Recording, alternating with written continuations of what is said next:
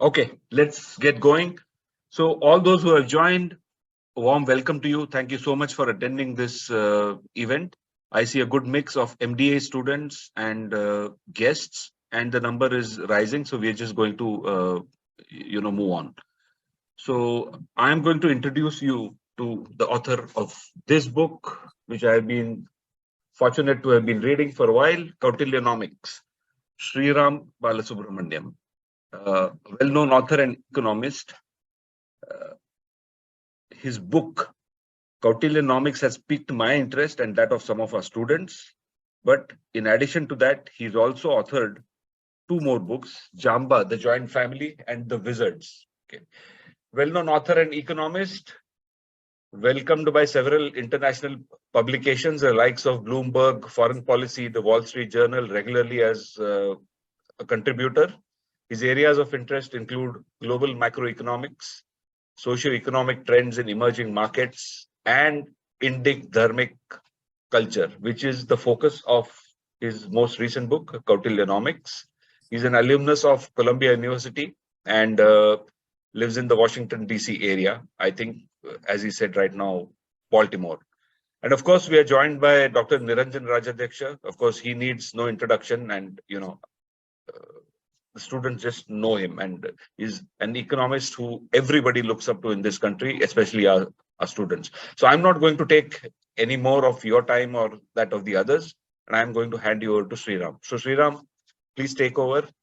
I think we are really eager to hear what you have to say about your new book. Thank you. Thank you, Amlesh, and thank you, Niranjan, for agreeing to be part of this discussion. And thanks to Meghnad Desai Academy for inviting me. It's an honor to make this presentation on my book. I would like to, make it as informal as possible, and I would like to sort of make my presentation into three areas. First, I would like to talk about the inspiration for the book. What were some of the, triggers for writing such a book? Two would be the process. What is the process of, working on an ancient text? And what are the challenges that one faces? And besides the challenges that one faces, what are some of the the background details as such of the book? And lastly, I would like to talk about the relevance of the book. What are some of the concepts in the book? The idea of Dharmic capitalism, the relevance to India of today, and why it is important to sort of understand these texts. So this would be the broad contours of my presentation. So firstly, the inspiration for the book. I think it's every piece of research and literature is some sort of an inspiration somewhere. So I was working on Angus Madison's data set on economic history. I think a lot of economic students might have heard of Angus Madison. If you haven't, it would help to probably just Google search his name. He is one of the, he's no more now, but he was one of the leading global economic historians. His work and research is on the Norwegian Research Institute's website. So he had worked on a data set of 1,000 years of global GDP data. So a lot of people talk about this, but very few people look into the data set. So I, by chance, was working on the data set.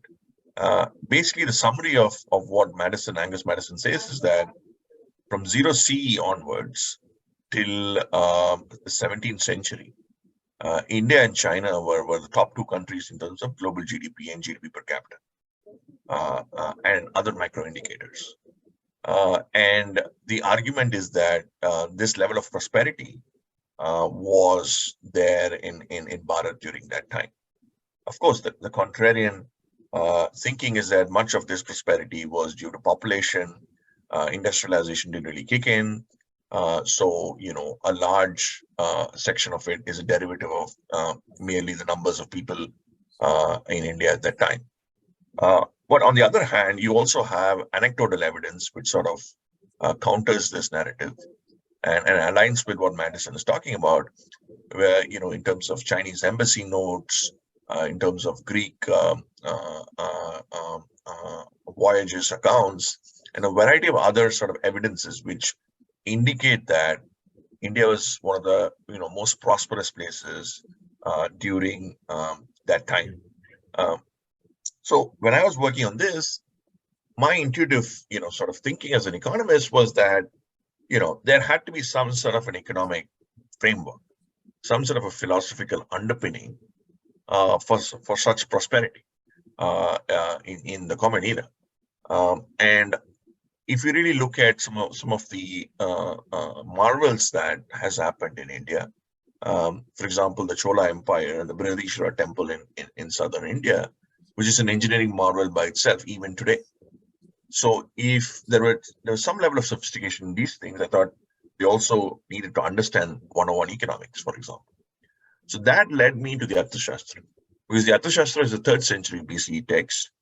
For those who are not aware of it, it has about, I would say about 15 books and around 150 chapters, and about 5,000, 6,000 slokas in the book.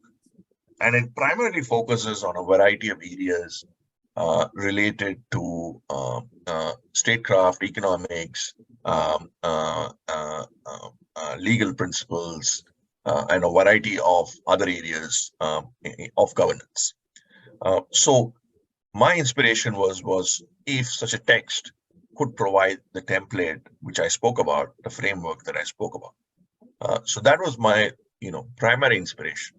And the second thing is, I always wondered, if you look at any sort of global economic powerhouse over the years, whether it's the capitalistic model, which is a derivative of the Protestant ethic, fundamentally, the Chinese economic model, or the Japanese economic model, all of them had some sort of civilizational linkage or an inspiration for them to sort of aspire their model, right?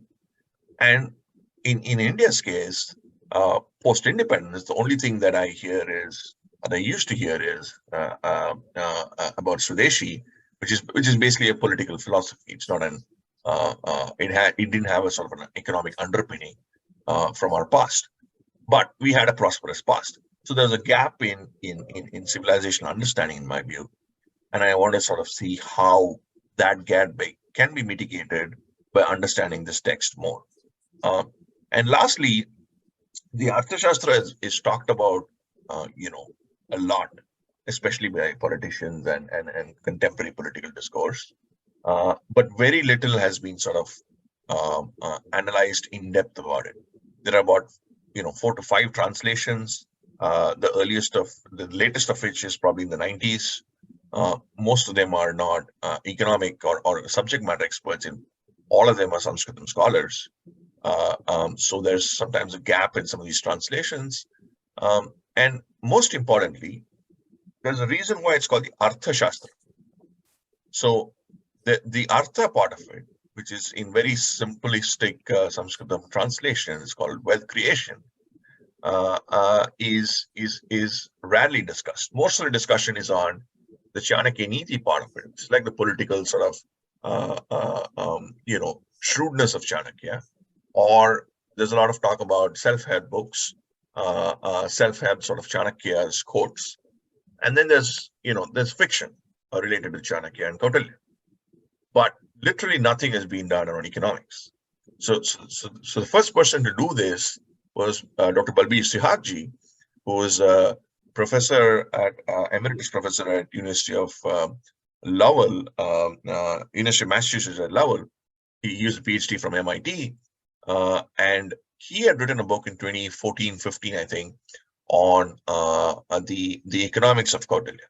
So it's a very, it's an academic book, and his point of view is to challenge the notion that Adam Smith, that he argues that Kautilya is far ahead of Smith and all thinkers of the last century, last 1,000 years, in terms of economic thinking. And it's a very academic book. So besides that book, there's nothing else available. So I eagerly wanted to sort of contribute towards this literature and get it to a common audience. I mean, we are talking to an academic audience now, but I wanted a book to sort of appeal to a wide range of people. An academic audience such as this, probably a contemporary sort of policy-making audience, and then, you know, an audience, a common person, just to get a perspective and flavor of it, so that it reaches a much wider goal. I didn't expect the book to be doing this well, but it's already sold almost 4,000, 5,000 copies. It's a national bestseller. So I think it tells you an appetite that people have for such knowledge. And these were sort of the contours of my inspiration for the book. So moving on to the challenges. What are some of the challenges, you know, just for to give a taste for some students? What are some of the challenges in dealing with such texts? First of all, you know, the Arthashastra is in dense Sanskritam. So understanding the language becomes an important exercise for any ancient text. So not just, I mean, so I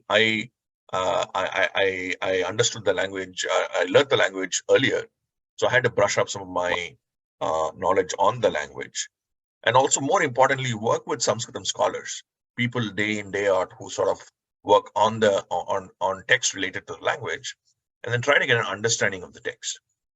And because the translations are available, but you want to go behind the translations to see the content and flesh out some of the nuances related to economics and public policy. So one was the challenge of doing this, working with scholars, and then trying to get content which is applicable to economics and economics in this case.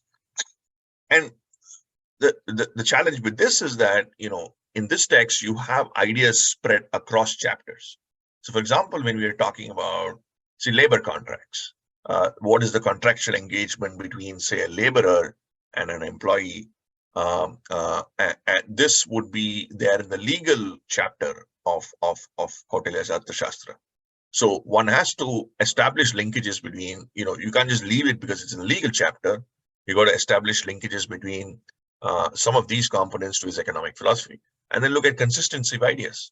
Let's take the idea of Matsya Nyaya, which Kautilya talks about, which is basically a small fish, not allowing the big fish to eat the small fish. And this reinforces the notion of implementation of rule of law and order. But this is seen across the text in terms of inequality, in terms of other, you know, themes of economic themes. So what I'm trying to say is we had to connect the dots, and so the challenge is looking at the translation and then connecting the dots. The second part of it is also on bringing financial and economic, you know, expertise to the table, and then establishing a framework. So I propose a framework called Dharmic capitalism, this book, where the primary, which I would probably explain a bit later, the primary argument is that Dharma plays an important self-collecting role, both for the state and the market, and there are definitions of Dharma given in the book, and that sort of defines how Kautilya views his economic philosophy. And so establishing a framework becomes an exercise after understanding all of these consistencies, which I mentioned earlier, across the text. And once you establish a framework, you know, you had to ensure that this framework sort of is relevant today, or at least provide evidence or provide an argument on an analytical argument on if it's relevant today. So that's the third part of it, contextualizing to today's times. So what I've done is, so each chapter in the book talks about contemporary themes, say, for example, trade, inequality, sustainable growth, you know, labor contracts. And all of these chapters, in each of these chapters, I go back into Kautilya's times and sort of give a summary of what some of these themes were during Kautilya's time, and then give summary and trends in today's times for you know, for some of these themes. And then there's a Kautilyan Tantra at the end of it. And the Kautilyan Tantra is basically an idea or a couple of ideas which Kautilya had and how it sort of, helps to address some of the solutions today. And all of this aggregated, they're linked to the Dharmic capitalism framework, and they're aggregated across the text. And at the end, I sort of summarize all these things into the broader context. So, so the contextualizing part of it is another challenge. And within this, I think an important component is the audience for the book. So I was sort of keen to ensure that the audience is not limited to an academic audience. But on the other hand, I also wanted to ensure that the academics sort of didn't take this book lightly. So I had to deal with ensuring there is enough analytical rigor for an academic audience, yet there had to be some sort of enough analysis for, say, a financial/economic audience, a non-academic one. And then lastly, it should be easily readable even for a common reader. So the challenge was really to how do you contextualize this in a simplistic way, but yet rigorous, for an academic audience. So these were, what I would define as, these challenges, on writing this book. And it's important to lay this context because it took me about 5 years to do this book. Because the reason why it took me such a long time is it requires very detailed skill sets, and because of the lack of literature on the subject, a lot of this is sort of original work in terms of interpretation, in terms of text, in terms of ideas and concepts and things like that. So it required that level of expertise, and I think as students, it also probably would tell you the kind of work that is required for this original content, especially from some of these ancient texts, which is required. So I think there's a lot of value add to investing time into some of these. And I think laying out the challenges sort of helps people to understand that better. So moving on to the idea of Dharmic capitalism. So the idea of, like I mentioned, Kautilya's principle on dharma was sort of foundational to his economic philosophy. So what do I mean by dharma? I mean, there are, probably hundreds of meanings of dharma. We deal with that in our conventional life. In many cases, we don't really, we probably won't mention it by name, but the idea of dharma is very resonating to how we live our lives. But in this book, for the sake of simplicity, I define dharma through the lens of ethics, responsibilities, and harmony.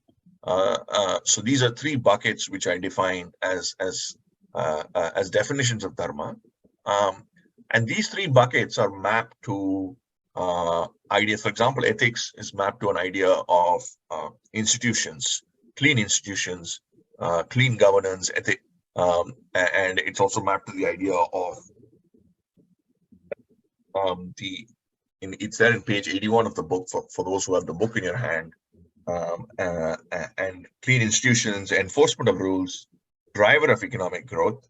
So these are the buckets under the ethics component. What I define as outcomes related to Dharmic capitalism. The components, as we discussed, was ethics, harmony, and responsibilities. Outcomes related to within ethics, I talk about clean administration, clean institutions, and enforcement of rules. That's where the Matsya Nyaya principle came in. And then a driver of economic growth and welfare. And then the idea of harmony in the sense of global outlook, engaging with the world. The idea of Vasudeva Kudumbakam as a concept, but being implemented on the ground by Kautilya. And the idea of social welfare and well-being. And lastly, under the responsibilities component, we also talk about sustainable growth through familial, societal, and environmental responsibilities. So these were the outcomes related from the three buckets of ethics, harmony, and responsibilities. And then these outcomes are mapped to three big ideas. One is a rule-based yet non-intrusive state. So basically, the argument is Kautilya wanted a state which is strict in terms of enforcement of rules and regulations, has strict punishments, but doesn't intrude or micromanage activities. So, for example, if I am doing trade with, say, Niranjan, and we are trading, say, spices with each other, Kautilya doesn't micromanage on the quantity of spices, the quality of spices, when you can, do the trade, which time of the day, and things like that. He might have certain regulations for trade, and he might want to sort of stick to strict enforcement of those regulations, but he doesn't micromanage. So one component is a rule-based yet non-intrusive state.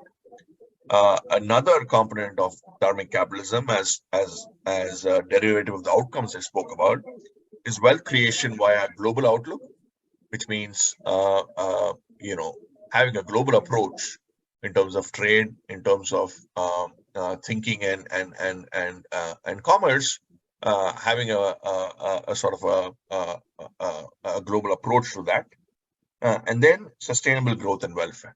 How do you sort of have a sustainability incorporated into growth, and how do you have an equitable society?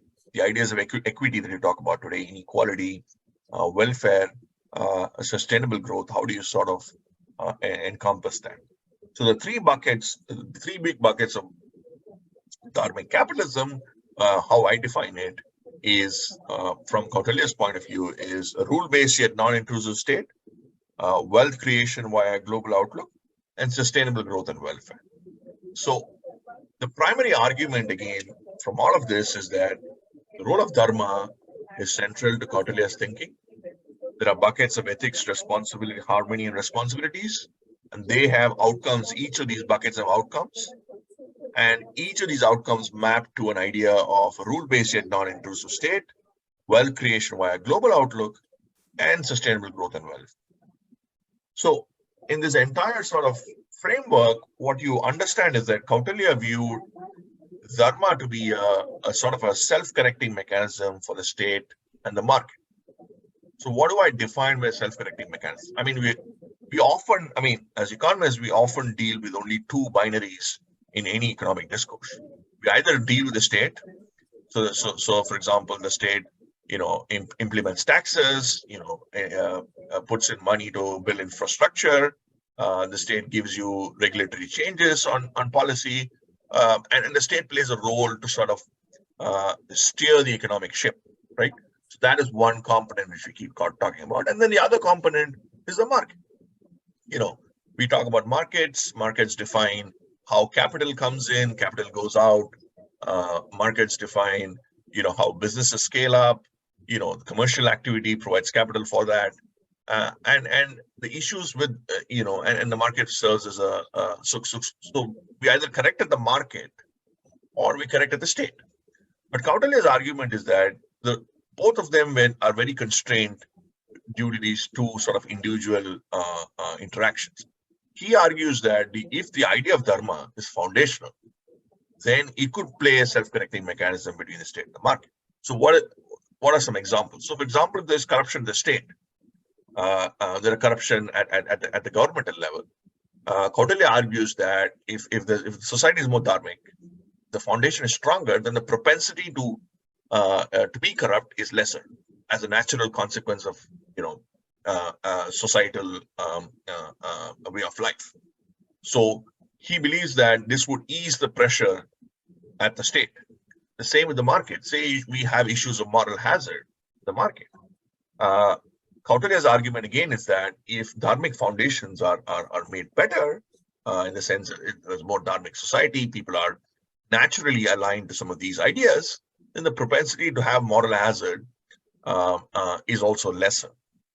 So the entire prism of dharmic capitalism, from Kautilya's point of view, is that the role of dharma, when it's foundational, makes markets and economic activity far more efficient and effective, and in a more sort of a natural way of self-correcting mechanism, put it that way.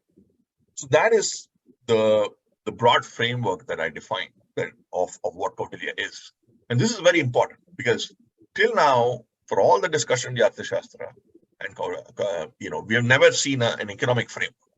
So I think this lays out a discussion for students to sort of debate and engage and challenge, because this is something I think which is important to do, so that we sort of analyze and understand how some of these principles are applicable today. The question really is, why would such a framework be applicable today? The reason is, I think at a fundamental level, we're all human beings, whether it's 1,000 years ago, 2,000 years ago, or whether we are now. So I think human beings have certain behavioral choices, and economists across time implement or showcase their policies to relate to these behavioral choices. So I think at that level, there is a case to sort of understand and come to a perspective on some of these issues. So this is the bucket of Dharmic capitalism. And lastly, I would sort of summarize this and its relevance today, because often there is a case, often there's a question of why does one need to sort of look at some of these things in today's contemporary life, and so how do you sort of implement some of these ideas, right? So I think there are two cases there are two parts to these questions. First is, I think we all agree that that there is definitely a disconnect between the policymaker and the way of life that we have in today's India, for example, right? And this disconnect is often the case where the policymaker implements a policy which isn't necessarily aligned to a natural way of life, and then people have to adapt to this policy, and eventually they come on board. And I think so I can give you an example. So if we take the idea of the sovereign gold scheme, which the RBI floated a couple of years back, it was a massive, it wasn't a success when they first floated the scheme. And then there was a survey done by a group of academics on the reasons why this scheme didn't work out well. Funnily enough, in the survey, the single biggest reason, okay, let me explain the scheme first. So the scheme is basically, you take your personal gold, you invest it with the RBI, and the RBI, after, it's a sovereign gold bond scheme. So after maturity, the RBI gives you back gold, new form of gold, for you at the end of the scheme, and then you proceed with that. You can either get it in cash or in gold. That's my understanding. But the single biggest reason why people didn't like this was that Indian women said that they wanted the same gold which they deposited to be given to them back at the end of maturity, right? And whatever the extra amount is, they were fine with having it in cash or new gold or whatever it is. But there was a sentimental value which people had with this instrument. I mean, as economists, I keep telling people gold is an unprotected asset. Why do you invest in gold and all these things? But the fact is, this instrument is much more than an economic sort of entity. It has a cultural sort of social element to it, and that was reflected in the policy. So then the subsequent revisions of the policy try to incorporate this, and I think the success levels are better now. But what I'm trying to say is there's definitely, there's a gap here between the way of life and what the policymaker is trying to implement. So if one can bring these two things together, then policy becomes far more effective. So an example of how it is far more effective is, let's take the Swachh Bharat scheme. My understanding is, at least from my travels in India, Swachh Bharat scheme is far more effective in rural areas than in urban areas. Even for example, when I travel across rural UP, in rural Tamil Nadu, and also Andhra Pradesh, I could find that the scheme is far more effective in rural areas. There's a reason for it. And in my travels, anecdotally, when I was inquiring with people, I found that,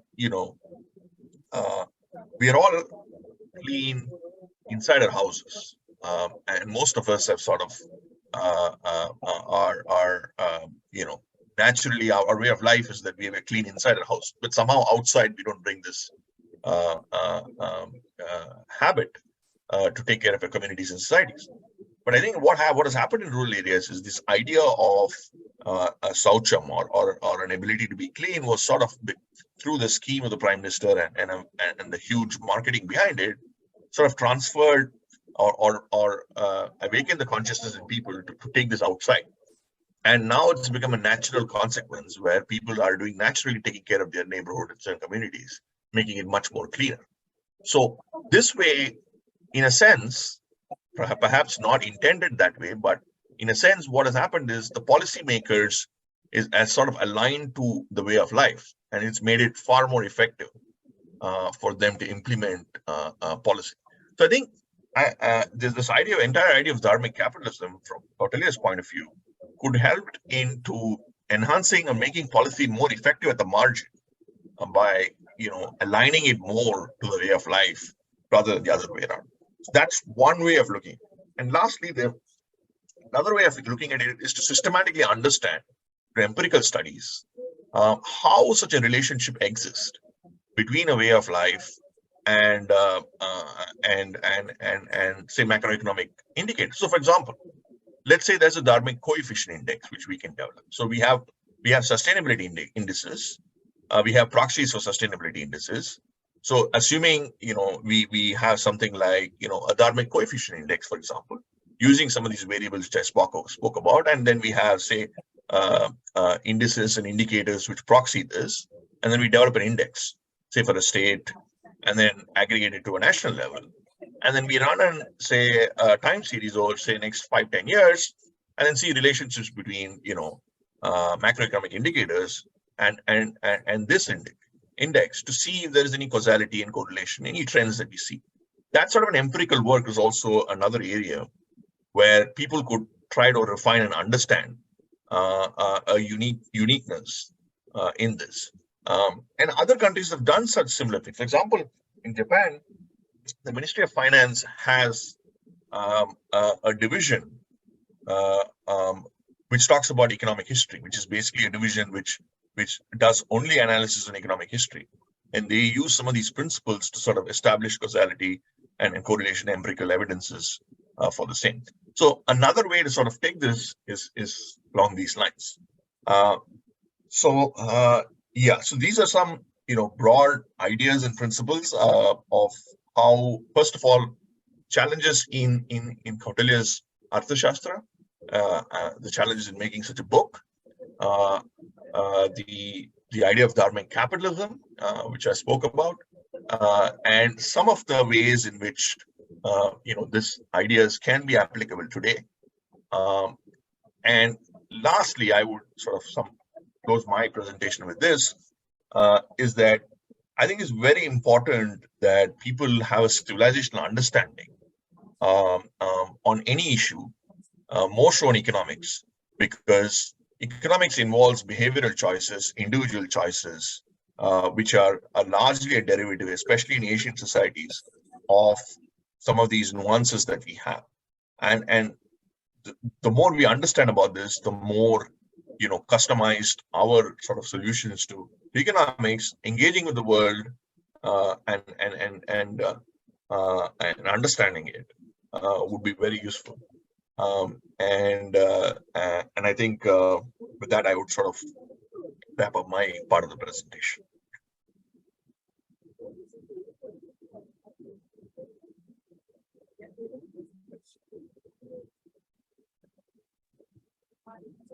Yeah. Thanks a lot, Sriram. And, we'll leave QA to the end. So I think what probably is most fitting is if, Niranjan, you have any questions or you have anything to add on top of that, and that can lead to a discussion between you and Sriram that I think the students would really benefit from that.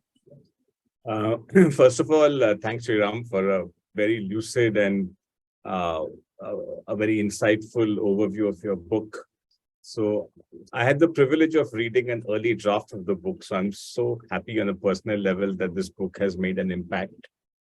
And my compliments to Sriram for the way, he's obviously a scholarly mainstream economist, but the type of trouble he took to, master Sanskrit, then to, understand the depths of the Arthashastra. I think it's a lesson for not just students, but for all of us about how to pursue an intellectual project. So I just want to make a few comments and then ask Sriram a few questions, and then we'll open it up for the students because I think that's more important.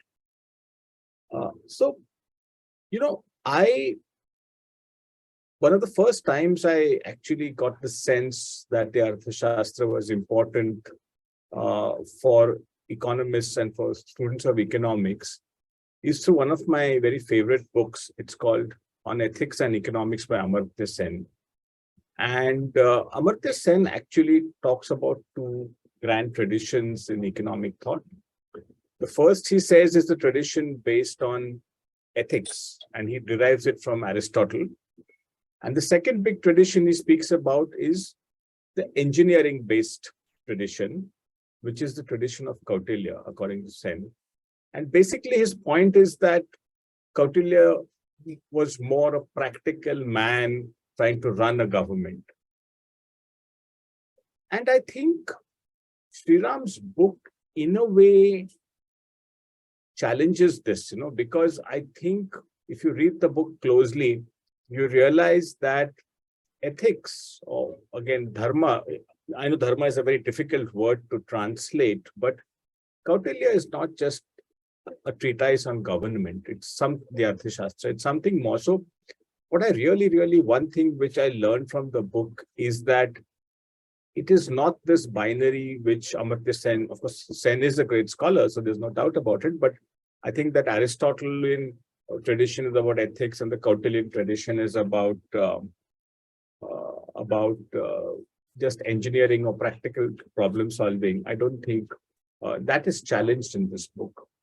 The second similar, like learning for me when I read this book was even within our own Indian tradition, there is this supposed binary between Kautilyan realism, which is like a deeply calculating state, and the ethics of Ashoka, which is a more broad welfare-based thing. And I've read a couple of books which sort of pose this. And, I don't know if students have ever happened to read about this great play called Mudra Rakshas, where Kautilya or Chanakya is the protagonist. And basically, he comes across as a man who is very driven by the goal of his, and the sort of, slightly cold-hearted calculations he makes.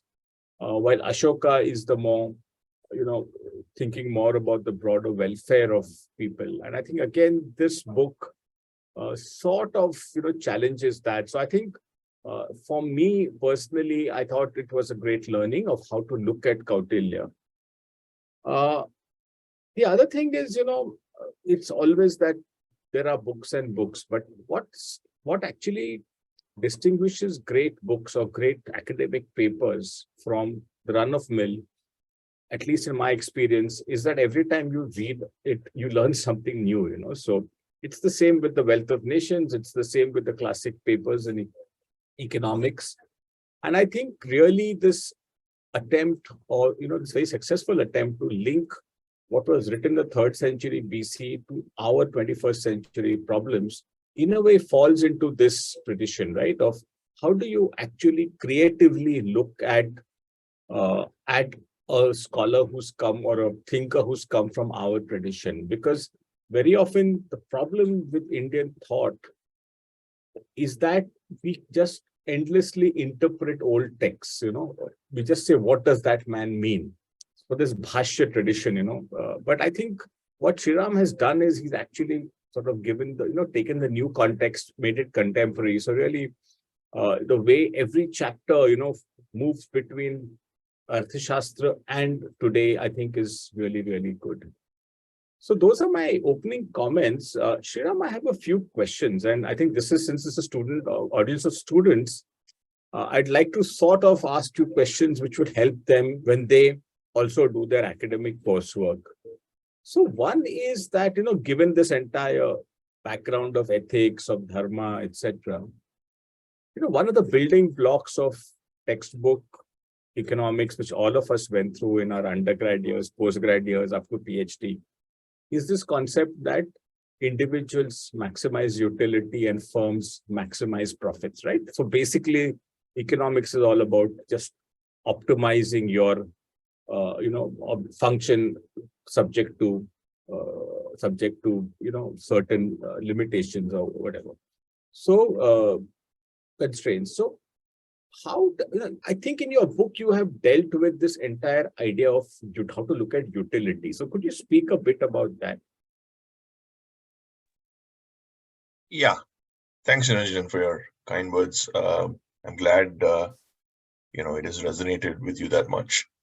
I think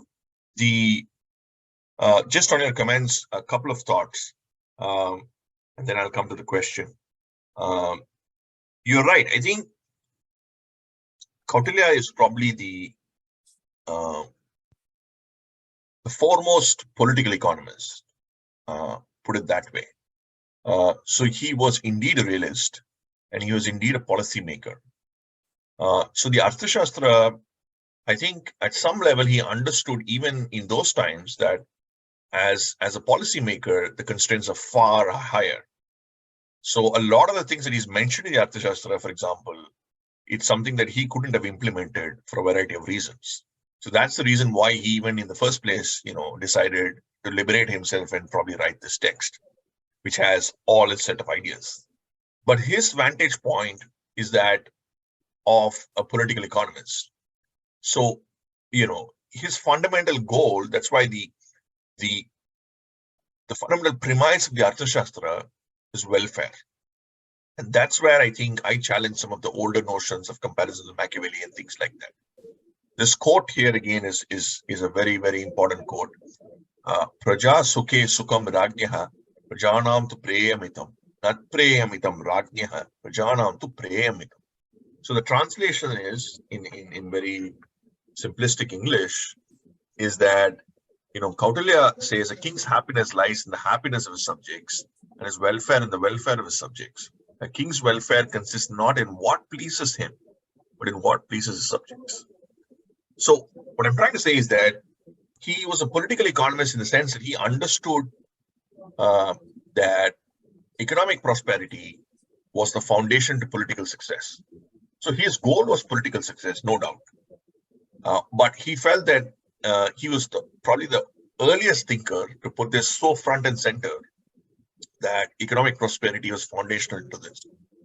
So a lot of his ideas, as you mentioned, are very pragmatic. But my argument where I take it a stretch forward is that this pragmatism has a concerted or structured thinking behind it. And is a derivative of that, rather than some abstract notion of, a sort of a win at all cost sort of mentality. Is far more, holistic and sophisticated beyond that. So that is my sort of extension of this argument. On your question, yes, indeed, I think, the idea of utility is very important. Profit maximization is something that I think both these concepts are getting challenged at some level in modern discourse. One is the idea of profit maximization. The entire debate around stakeholder capitalism. What is the role of corporations, and all that, and then the idea of maximizing utility, and what is the goal of individual sort of choice, and how they view these choices in that sense. So in the book, I would say nudge a bit more on the utility part, like what you mentioned, where I sort of take this debate to a more holistic understanding for the individual of their economic choice, not merely on the idea of utility alone. And the idea of, making choices beyond a commercial sort of, worldview. I think it's important to understand that component of, the same thing. I mean, the gold example is a good example. Yeah. I think there you really see that the commercial sort of return that one gets doesn't always override the cultural element. Sometimes the cultural element overrides that. So there the utility argument goes, for a toss in the sense that it's not necessarily maximization, it's more a holistic, perspective. So I think that is the gap. You probably hit it on the nail in the sense, I find Asian societies or, societies in China, Japan, for example, in India, for example, having this dichotomy. Western societies don't have it as much because they sort of, I think, attune themselves to the idea of a Protestant ethic very much inbuilt into their ecosystem, right? Whereas in our societies, I think that gap is still there. So rather than, it's very difficult to, in my view, to transfer people to move to this narrative. It is better or easier for the policymaker to understand their holistic perspective of utilization. So I think utility itself, you're right, is I indirectly, show that through Kautilya, is that it's far more holistic than purely, utility maximization. Sriram, the other question I had, again, just because we have students here, is that in economic classrooms, we are taught about trade-offs, right? That there are very few corner solutions that, whether it's your indifference curve, whether it's your production function, you have to keep trading off and there's substitution. Now, I think your idea of Dharmic capitalism, which is the center of the book, is a very powerful idea. You have these three, buckets, as you say. There's a rules-based state that is not intrusive. You have wealth creation and, the global outlook, and also welfare and sustainability. What are the trade-offs here? Is it that you can hit all of them simultaneously, or perhaps even, older, but you do mention the four Purusharthas, which is the Artha, Kama, Dharma, and Moksha. In practical life, you have to trade off. You can't sort of have everything in life. So how do you look for a government? Like, suppose the government has a choice between wealth creation and welfare. Very simply, I will tell you that should India tolerate high inequality now and let wealth creation, pull people out of poverty? Or should growth be inclusive right from the word go, and perhaps even sacrifice a bit of growth, but ensure that it's more? How do you look at, as if I may, sort of the philosopher of Dharmic capitalism, how would you think about some of these trade-offs? Yeah, that's a very interesting question. So let's think of how Kautilya would approach this, right? In the sense that, these trade-offs that you're talking about, I think there are, one is the really big picture, state, market, dharma, just these three binaries. Beyond the binary, put it that way, these three components, right? And then we come to individual policy sort of themes.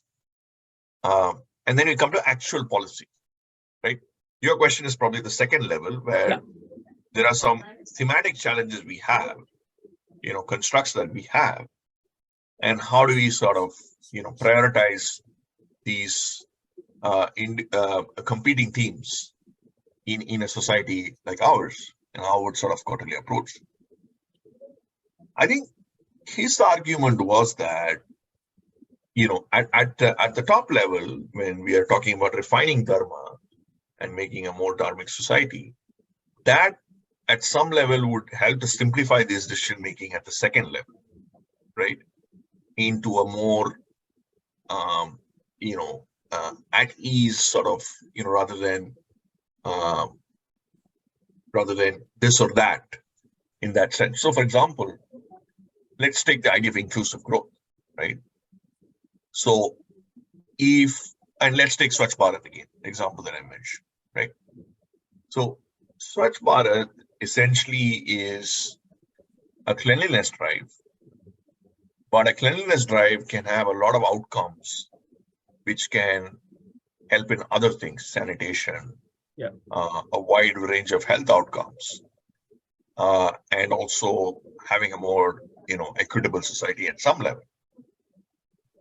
So I think the one level of approaching policy is to look at how some of these, because of using dharma as a more central policy construct, how they're assisting you in other outcomes which could go beyond, this trade-off that you're talking about. And another thing is another approach I would say is to look at individual components of implementation. So assuming, say, we decide we would look at growing the country, and look at inequality later, assuming that's a choice you already made through conventional macroeconomics, right? But policies that encourage growth could be added with this dharmic component to ensure they are sustainable by itself. Yeah. So I think what it does is, for each of the policy choices, the trade-off that we make, if we could add these elements, a conscious element to understand people's way of life, put it that way, which I define through, which we define through dharma here, then I think each of those policies becomes sustainable by itself, because your outcomes, once you go down this road, is sustainable by its thinking. So in that sense, I think, I would characterize this as two parts, sections as an answer. One is at the thematic level. Another is, once we sort of determine between these trade-offs, using these components as nudges. I call this dharmic nudges in some sense. They sort of trigger the policy to be, instead of 80% effective, it makes it 90-95%. Yeah. That's another approach, I think, at a practical level that one could use. Sriram, I'll just ask one last question and then perhaps hand it over to Meghnad to, I think there are already some hands up in the student. The question is, since again we are among students, one of the interesting, things you touch upon later in the book is artificial intelligence. And, this is a very, very contemporary student. Just a few days ago, we had a discussion on the budget on the same platform, and students asked a lot of questions about AI, away from the budget. So just a question to you that how would Kautilya have approached the entire challenge and the promise of artificial intelligence? Because you've dealt with it in your book. Yeah. Again, so this is in the penultimate chapter of the book, where I sort of, openly ideate with the reader on some of these future issues, whether it's related to demography, debt sustainability, and one is artificial intelligence. So I think, especially on futuristic issues, for those that we have very little information at the moment, a philosophical approach would be prudent, in the sense that how would you design, say, AI policy 25 years down the line, right? So let's say this is one problem statement for the students, right? At the moment, at best, you're going to research, get some estimates from some consulting firms, some research reports, all of which is thinking into the oblivion at some level, right? They're all estimations, they're all proxies and whatever not, right? But, before all that, if there's a philosophical underpinning of how do you sort of think about this, I think that's where Kautilya's ideas come into play. See, what have we seen thus far, at least in the book, for those who have read it and from what I've explained? Kautilya is focused on welfare. So he argues that welfare and uplifting the poor, enabling the poor through labor contracts, through agency labor contracts, empowering them in terms of a DPT style sort of approach, targeted transfers. So he believes consistently on the idea of welfare of the common people. He believes in the idea of an open society engaging with the world. So his idea of economic trade principles, encouraging economic trade with the rest of the world, having an open mind. And the last point is sort of a rule enforcing state, which I spoke about, which is also non-interest. If you take all these three principles and bring it to AI, let me put it that way, right? Just to dig into what Kautilya might have thought. So one, he would have definitely ensured that people at the lower end of the spectrum aren't, or at least mitigated the impacts that AI can be for people in terms of job creation, in terms of all those effects at the lower level rung of people. So he would ensure that these people either benefit a lot from AI and also are mitigated or buffered from the negative effects of AI. I think he would also look at it, in terms of a global approach, engaging with the world on AI, not just having a sort of a protectionist, sort of closed approach. He would probably ideate, discuss, have a more sort of integrated global network of, say, AI principles or whatever it is. That is another angle that he would, I think, look. And then he would look at, I think, regulations which are a bit, stringent, but yet allow creativity in AI in terms of how you want to apply these AI principles to policies across, spectrum, but have certain, sort of regulations in place, which are sort of where the rule of law is strict for people who violate some of these things. For example, if AI is used for, warfare, say somewhere, he would really go strong on it and ensure that it's not used for negative purposes. So I think his construct of policy for AI could be through these principles, right? And expanding these principles to contemporary AI data research is probably the job of, policymakers now. But I think these principles could help. But my point of this penultimate chapter is that is to also tell the reader that I'm probably an advanced student of the subject, right? Because so I'm also thinking on these lines as a continuous sort of iterative process. Because what we're trying to do is, unlike in conventional textbooks gives you theory and then output. So in Kautilya's Arthashastra, we have the output. So we have to derive the theory sort of going backwards, looking at consistency in a wide range of ideas. And that's for debate and discussion. So the point of this chapter is to engage young people and, academics and students to sort of think through these lenses with that contemporary sense. So this is how I think I would sort of approach this subject of AI. Yeah, thanks so much, Sriram. So Amlesh, is it okay if I pass it on to Mihika to ask any questions from students, or whether she has any questions? Absolutely. Yeah, Mika. Yes. Yeah. So thank you so much, sir, for sharing your views. So guys, you can type your questions in the chat box or in the Q&A session. And it seems as if we already have a question from Raghav, who's asking, how can we conquer greenwashing with professional and business perspective? Okay. Does it mean he's talking about greenwashing through what Kautilya would sort of?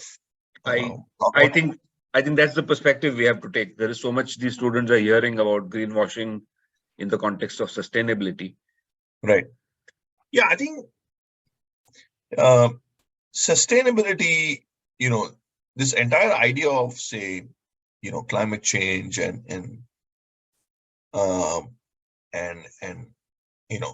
things to do with green. In Kautilya's lens, it's inbuilt into the way of life. So he doesn't, for example, he doesn't see it as some sort of an external construct you need to really, work on, and he sees sustainability inbuilt into individuals' way of life, and he's just trying to flesh it out a bit more. So he looks at it from a behavioral consumer choice angle, rather than, the state imposing policy to sort of put it this way, green everything. Because I think his fundamental principle is that unless people, that is me and you, for example, are on board with the idea of sustainability, it is not, a long-term solution in his view. So unless individuals who make these behavioral choices, which eventually makes the environment say better, are not naturally driven to make these choices, he feels that, that wouldn't be sustainable by itself. So in that sense, I think Kautilya would look at a more natural way of dealing with the issue of, climate change than a construct thrust upon by the state. While he might have certain rules and regulations to enable that, but I think you'd also focus on that part of human behavioral changes and how to sort of instill that. I don't know whether I sort of answered the question directly, but I think it's a fundamental philosophical difference. Well, if I may interject there, Sriram.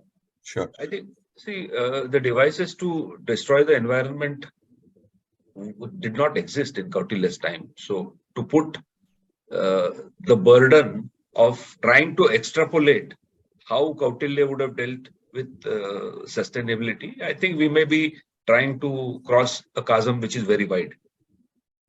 Yeah, fair enough. I agree with you on that. That's why I'm sort of looking at it from a principled point of view, rather than any detailed prescriptions he had on this. Yeah, in those days, people were probably more worried about sustainability in terms of sustaining the soul or relationships between people, etc. Correct. I don't think anybody could have imagined that all the devices of destroying the environment, which all of us have been enjoying, at least I've been enjoying for 58 years, would ever come. I don't think that they might have even imagined it those days. Right. I agree. A question I have is, and this is the question of an utter novice at economics. So is there a very strong stand taken in the Arthashastra about this fascinating topic of credit? Because, safe to say that whatever experience I have implementing software around Islamic banking products, lending seems to be a big no-no in the Islamic world.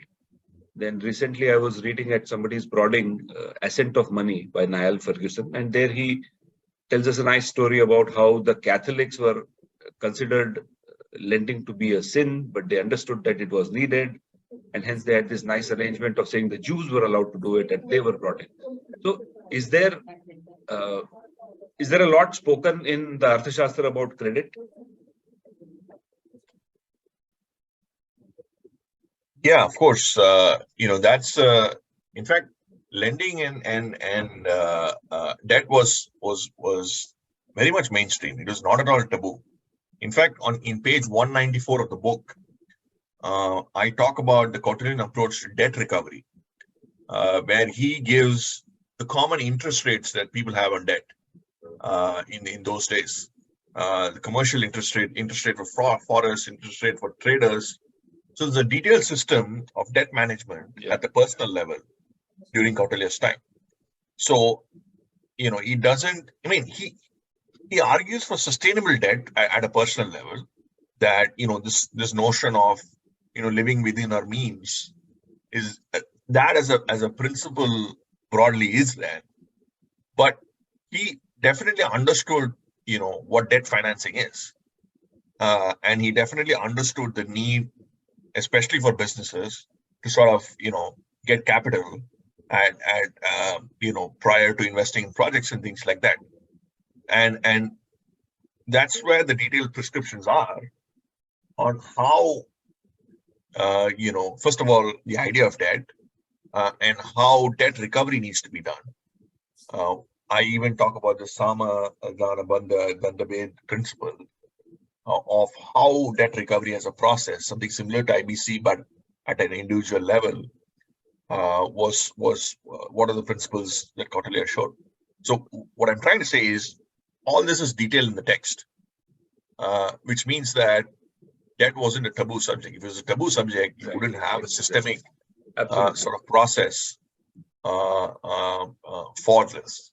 So I don't think, my personal view is, not just in Kautilya, even during our more ancient texts, whether other forms of Shastra related to finance and economics, I don't think it is taboo. People might feel comfortable being debt free, but it's not at all something that will make you not go to heaven or something like that. I mean, there's no diktat against debt. In fact, Kautilya has a far more sophisticated understanding of it as a form of financing, how debt can be used for financing, and in the various forms of recovery. He even talks about the idea of creditor and debtor relationships. All of this thinking, so reasonably sophisticated financial thinking was there. So answering a question, I don't think that was taboo during Kautilya's time. Yeah. In fact, I think in your book, you go all the way to discussion about Kautilya's views on the bankruptcy process, which is really correct. Yeah. I mean, yeah. In fact, I was telling Sanjeev Sanyal, good friend and mentor, that the IBC, which he played an important role to sort of conceptualize, a lot of Kautilya's ideas actually fit into the IBC mode. In terms of the principle, underpinning the IBC. Probably he was not, structurally at a business level, but for individuals and smaller businesses, he had such principle. So indeed, the idea of debt restructuring, bankruptcy was all there during Kautilya's time. Yeah. So I guess I as you were saying, I realized what the real question was that I wanted to ask. So there isn't even a hint of immorality ascribed to lending. Yeah, I mean, I was too excited to answer the question. So see, that tells you about risk-taking, right? Risk-taking was not a taboo in this place. Correct. Risk-taking was literally encouraged through a systemic process of restructuring debt, of giving various ways of debt repayment. As much as how one side point is that I used to think when I was studying economics that globalization was a post-1990 phenomenon in India. But more and more I research, I find that globalization was the norm. The exception was 1940s till 1990. If you really look at our ancient history, whether it's the Cholas, whether it's the Pandyas, whether it's Pallavas, whether it's Vijayanagar, all through our history, I think we had engaged with the rest of the world. So that's another sort of revelation for me, which I sort of learned. But similar to that, the idea of risk-taking, right? Risk-taking was indirectly and in some cases directly encouraged, and the system sort of enabled you to do that. And Kautilya was, I think, had the foresight for that. Yeah, thanks so much. Yeah, so we have a few more questions. So somebody is asking, how would Kautilya view the conflict between development and environment? Yeah, very good question. So I sort of deal with this in the sustainable growth chapter, but not directly. See, I think the fact that development and environment are opposite pillars in the question itself is something I think Kautilya would sort of push back a bit, in the sense he viewed development naturally through a sustainability prism. So anything that overrides the environment would be something that he wouldn't pursue, overrides the environment in an unsustainable manner. He says that is something he wouldn't pursue. So my point is that he saw these two as complementary with each other. With the environment, there's a clash between the two, the environment gaining precedence, or the sustainability of the broader environment gaining precedence. So in that sense, I think, he tried to reduce the conflict by, again, enhancing the way of life, making it more holistic, and bringing environment and sustainability within the developmental model. So it's complementary rather than conflicting. It's a convoluted answer, but I think the chapter on sustainable growth could get you a better picture.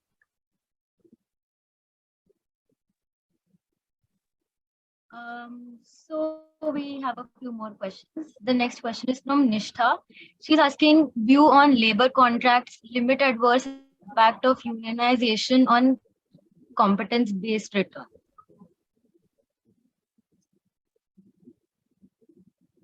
Okay, so the question is, what is his view on labor contracts, or? Yeah. What is the view on labor contracts, limit adverse impact of unionization on competence-based return? Yeah, so one important facet of labor contracts is, between the, okay, let's take an example of a daily wage laborer at a construction site in Mumbai, for example, right? Even today, that daily wage laborer doesn't have a contract in most cases with the employee. They're paid a few rupees whenever they go and work. That day, job is over, they get the money, they go back. Kautilya says that even for a daily wage laborer, there needs to be an understanding with the employee, some sort of a document. It says that what are the number of hours that he's going to work, what is the range of work, how many days is he going to work, and they need to be informed before, if he or she is not part of the work. So there needs to be some sort of an agreement and a template just put at front of this construction site or somewhere, so the people can see, and the daily wage laborer gets empowered by this agreement. So the idea of labor contracts, Kautilya's principle on labor contracts, was essentially to empower the laborer. This dynamic between labor and capital, Kautilya felt the need to empower the common person in these engagements and discussions. That's why even for the rule of law, for the idea of Matsya Nyaya, he argues that the small fish needs to have the equal rights and resources in terms of legal prescriptions or whatever it is, when dealing with conflict-driven cases. So the principle behind labor contracts is to empower the lower sections of people and giving them equitable access to and ensure that, and as a consequence of this, he also alters the balance between labor and capital, where he sort of empowers or reduces the gap between labor and capital. So in that sense, I think his views on labor contract would deal with some of the things that the question mentioned. Sriram, if you don't mind, I have to leave for another call. Sure. So thanks so much. I think, yeah, you can continue. Yeah, bye. Thanks, Thank Niranjan. you, Appreciate sir, it. for Thank you. taking out the time to have this discussion. Thank you. We got to learn a lot. Thank you. Thank you. Thank you. Okay. So another question is, what were Kautilya's views on trade? As in, did it resemble mercantilism? Yeah, so let me answer the first part of the question. His views on trade, again, there's a chapter on trade in the book. You guys should read it. Like I mentioned, he believed in engaging with the world. So he had no issues with international engagement. A lot of traders from other countries came in, traded a variety of products, spices. In fact, the Greek current account deficit, there is a story which talks about the Greek current account deficit was affected largely by what happens in India because of all the imports that used to come from India in terms of products and spices and all these things during those times. Obviously with a lag compared to today, but I think there was definitely a sort of a connect which Kautilya had. His view on trade was, he believed that engaging with the world is important. So he empowered people. So provided tax incentives for traders, importers. He provided, additional support in terms of safety and transportation of caravans and things like that for products. He also supported, had schemes within his government which sort of ensured that these businesses or traders felt comfortable doing business. So he was definitely open to the idea of trade. On mercantilism, I think it's a question that, see, it depends on what you defined as mercantilism, right? I think he believed in some level of tariffs. He had a certain, tariffs that he had imposed on traders, but I wouldn't really put that in the bracket of mercantilism, because his broader principle is to engage with the world. So I think he understood there are practical limitations to trade because of political factors, revenue factors, and he utilized that well. He understood that well. So he sort of sought a balance in that sense. So I wouldn't call him mercantilist in that sense. I would say he was a more pragmatic trader or pragmatic economist who understood the limitations of trade as much as its advantages. So here's one more question from me, Sriram. No. Now, okay, so based on what I'm hearing and what I have read in your book, the Arthashastra there is a lot of rational thinking in the Arthashastra. Everything seems to be logical to me, right? Yes. So let's say Kautilya's thinking was 10 on a rational thinking scale of 0 to 10. Yeah. And I think you keep on coming to India very frequently. And of course, you live in America. So if you think of the ordinary Joe, yeah, in America and in India, in terms of just personal finance, where do you think they fall on that scale of rational thinking? The average American and the average Indian. Kautilya's 10, let's say. Okay. Yeah. Okay. So let me give a comment to your comment on Kautilya's rationality. I think he is extremely logical because see, the Arthashastra, for the fact that it was in 3rd century BCE, it was written by a Pandit called Kautilya Chanakya. It has literally no references to any religious scripture, right? He at best, he argues with Brihaspati, he agrees with some ideas with Shukracharya. These are all, come from a Dharmic lineage, no doubt. But he argues that, for example, he argues against superstition. He argues against, kings looking at astrological timings and all that. He doesn't bring in any sort of religious belief into any of the discussions in the Arthashastra, right? He is firmly focused on the materialistic aspect and the transactional aspect of the economy and its implications on geopolitics, right? That, I think, in itself tells you that, obviously, he had personal views on all these subjects. He might be a theist personally. He was a Dharmic philosopher or followed these principles in his personal life. But, in terms of the policy prescription, he doesn't bring any of these things into the picture. I think that sort of answers a part question on how Kautilya viewed this. From on the question of both American and Indian societies, I think there's a difference between average Joe in America and average Joe in India.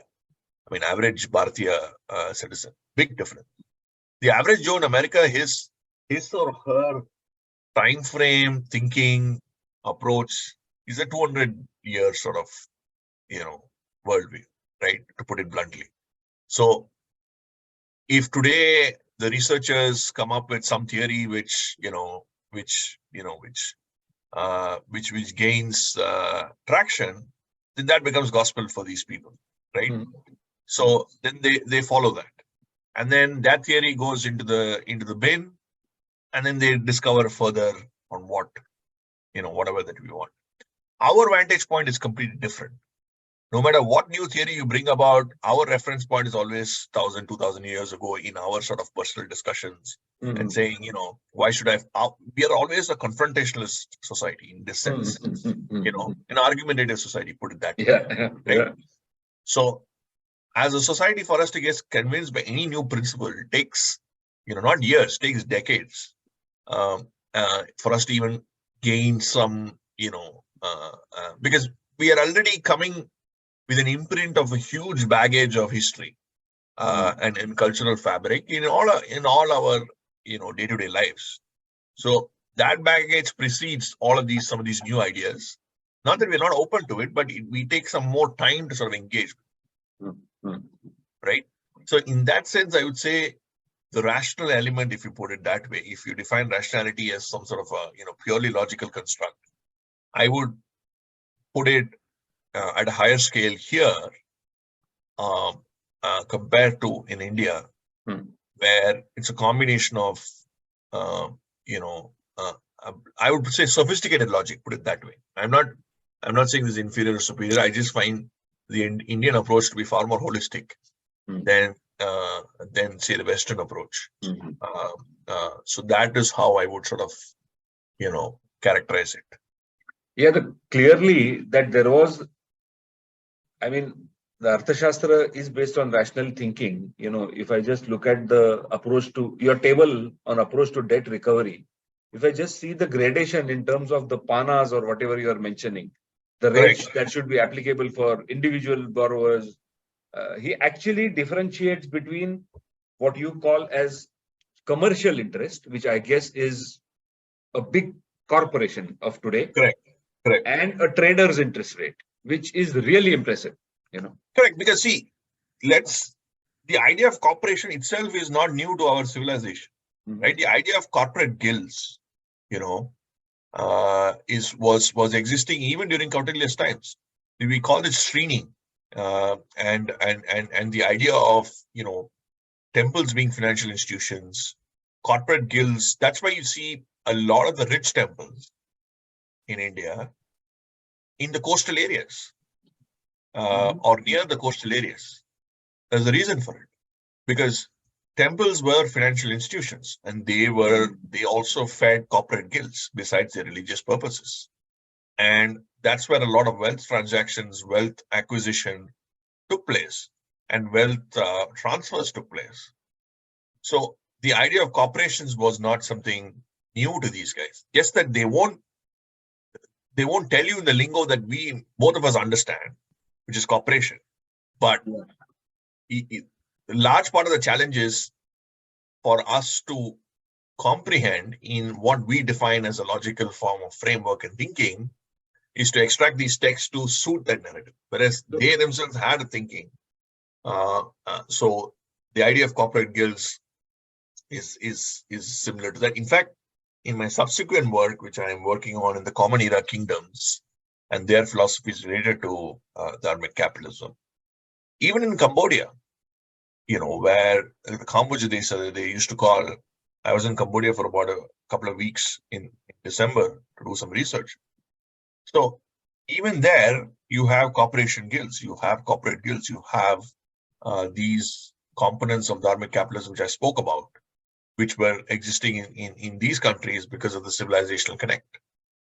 So the distinction that you refer to between corporations and individuals is very much natural because these entities were there during those times as well. So I think I'm beginning to get the hang of what I did not get after reading your book. So what you're trying to tell me, or I'm interpreting, is maybe the temple was the joint stock company of those days, with stockholders being the entire society, the community. Absolutely. I think there is more and more a case for the temples serving as a multidimensional purposes. They served as banks, they served as financial institutions, they served as venture capitalist, funding, for example, today's terms, and they served as cultural areas of cultural connections and interest, and religious, entity as well. And all of it is so decentralized. That's the point. The point is, each village had, huge temple, for example, in those days, and these entities were all decentralized to an extent where these individual villages sort of were empowered by their own. In fact, Kautilya he mentions about statistical offices. So how do you get price points, right? In those days, in fact, Professor Satish Deodar of IMA, who's done a lot of work on this, I worked with him as well. He mentioned to me that Buddhist inscriptions talk about how Kautilya talked about the idea of money supply, right? And how money supply was varied during those times, albeit with a lag, to deal with price pressures and all that. And for price points, right? Today, for example, how do we measure inflation? We measure inflation through CPI, Consumer Price Index. So what is a Consumer Price Index? It's you have a basket of goods and services, of goods, and then there is a certain percentage given for each of these types of goods, and then you proxy that to get the CPI.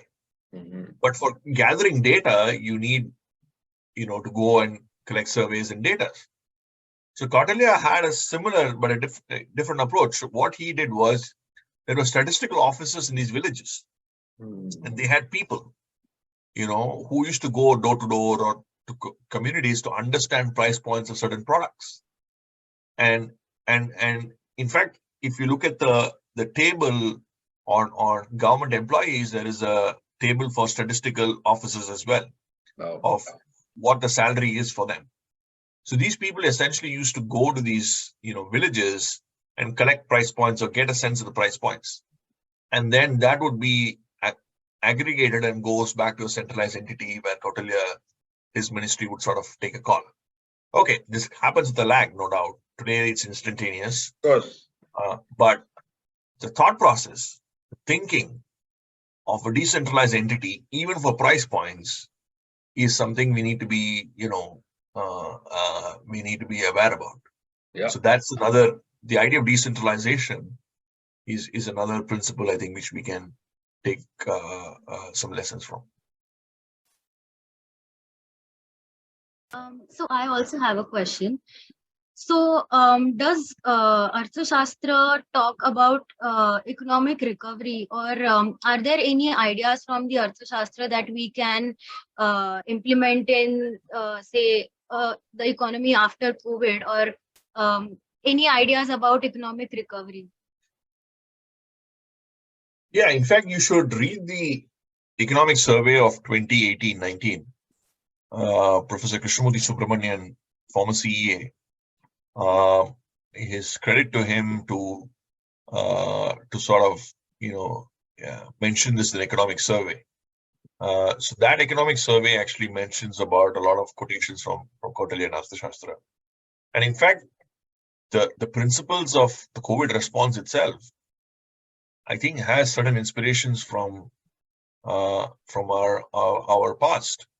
The idea of, I think Sanjeev Sanyal believes in this, and the idea of responding, planning, the idea of responding to challenges rather than planning too much before. I think that was an element of the COVID response. The idea of fiscal sustainability, debt sustainability, and more targeted sort of transfers. This entire approach of food transfers or food for the lower sections of society is a very and for people who require it is a very targeted response, and that's precisely what Kautilya would do. In fact, for those who are interested, I gave a lecture at IIM Bangalore, the full lecture on just inequality and redistribution of Kautilya. I mean, Kautilya's ideas on inequality and redistribution. So that deals with some of this as well. So I think there are some parts of this response, current contemporary response, is inspired from some of these thinkers. So to answer your question. Thank you so much. I don't think we have any more questions. And anyways, I think, we've gone way beyond. I'm sure Sriram has a packed schedule. Sriram, before Mika, does the wind up, it was an amazing experience. And, I usually get fidgety about after 40 minutes of a call or meeting, but I frankly didn't realize how the time passed. Thank you so much. Thank you, sir. It's a pleasure. I want to also thank Dr. Meghnad Desai. He was kind enough to give a blurb. Yeah. For the book. But this is the interesting thing. The idea of Vad and Vivad is very, very important. Yeah. Dr. Desai, for example, didn't believe, or he disagreed with me on comparing Kautilya and Adam Smith. So he made sure that the blurb, he was kind enough to give me a blurb, but he made sure that it was mentioned in the blurb, which is wonderful. I think this institute that he has conceptualized, and with people like Amlesh and Niranjan, and it's a great platform. And I'd like to thank all of you for providing me this opportunity. And to the students, my request is this: I mean, please be, as you graduate out of these schools, and have an open mind. There's a whole new world. By the time you get into your economics careers, economics textbooks will completely change. So, an open mind is always a great thing. And please read the book, review it in Amazon. And if some of you have any doubts, any research ideas, feel free to reach out to me as well. And yeah, thank you once again. I really enjoyed this discussion also. I'm not surprised Lord Desai disagreed with you. Yeah, because I've underlined it in your book. I knew he would, I think page 40. So I knew he would catch on to that. Correct. Well, yeah, he really appreciated the work, I think, on Kautilya. Yeah. But the comparison with Smith was something that he disagreed, which I also appreciated.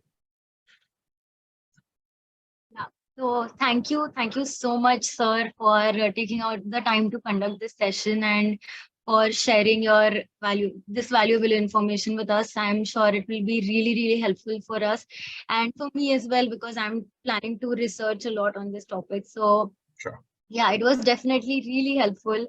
So thank you so much. Thank you so much, Amlesh, sir, for moderating the session. And I'm sure all of us got to learn a lot from this session today, and we'll definitely read the book and review it. Sure. Thank you. Thank you so Thanks. much. Yeah. Okay. Thanks a lot, Mika. Thanks a lot, everybody, for attending. Sure.